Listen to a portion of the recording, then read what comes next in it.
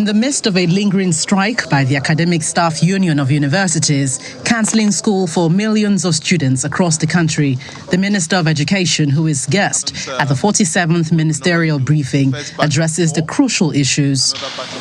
He first denies that he was given 2 weeks to resolve the impasse, contrary to what his colleague, the Minister of Labour, told the media.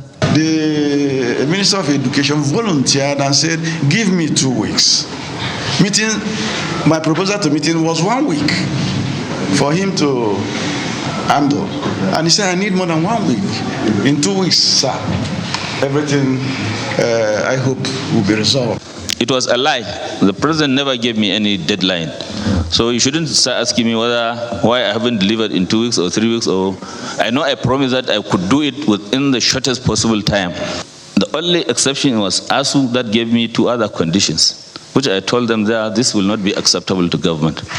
But I had to report back, and it was turned down. The minister insists that strikes are a distraction, and ASUU should not only be dragged to court to compensate students for time wasted, but would not be paid salaries for the period they forced cancellation of academic activities. Let me just tell you what they are asking is, they can accept this if the federal government will agree to pay the salary for the month they have not worked. And I told them the federal government will not. No, probably you should take the leaders of striking unions to court to pay them, yes. Probably the court will award damages and then we'll see how they pay.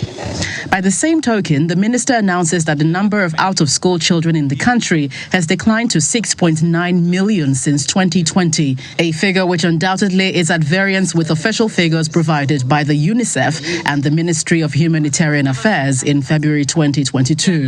The out-of-school children, I will ask my coordinator to give us the exact figures so that you don't quote me wrong, but there are over 10 million of them. We have reduced the number of out-of-school children from an estimated 13 million to 6.9 million.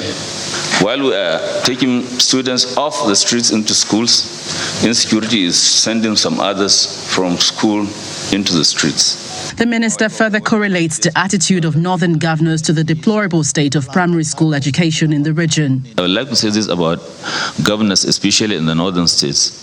It is as if they are looking for power to destroy education at the primary school level, except for few.